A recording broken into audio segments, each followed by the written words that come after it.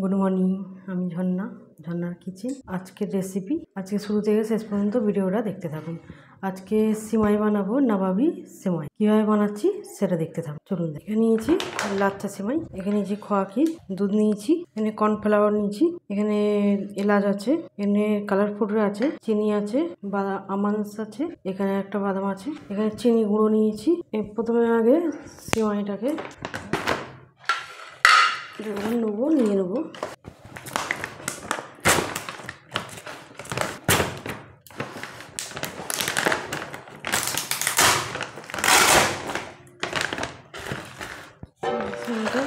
গামলার মধ্যে নেবো।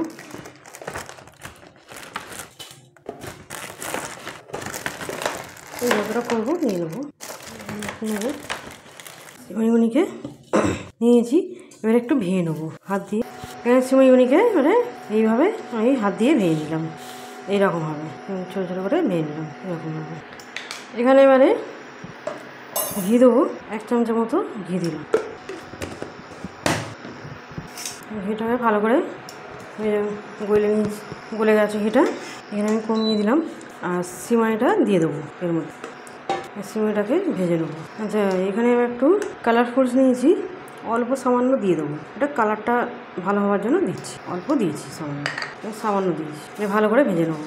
এবার এখানে চিনি নিয়েছি, আর চিনিটাকে গুঁড়ো নিয়েছি, চিনিটা এবারে দেবো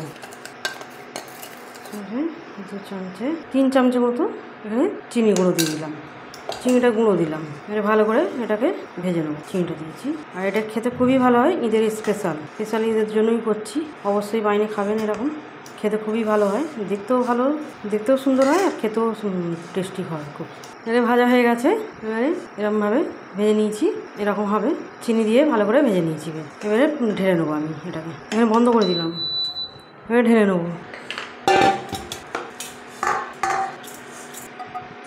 দুধটা বেড়ে ঢেলে দেবো কড়াই।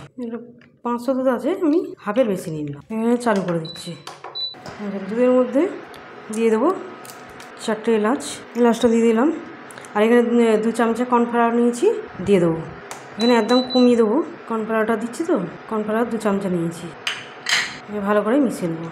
চিনিটা দিয়ে দেবো, 1 বাটি চিনি নিয়েছি, দিয়ে দিলাম।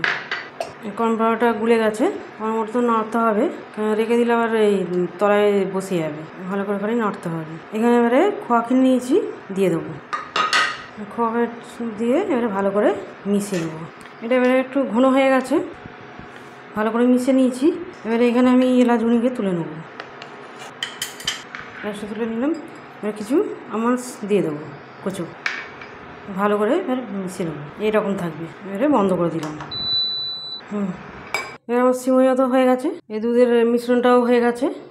এবারে এটাই দেবো এর মধ্যে। কিছুটা প্রথমে তলায় দিয়ে দেবো, এরকমভাবে। এরকম একটু চারিদিক করে দিয়ে দেবো।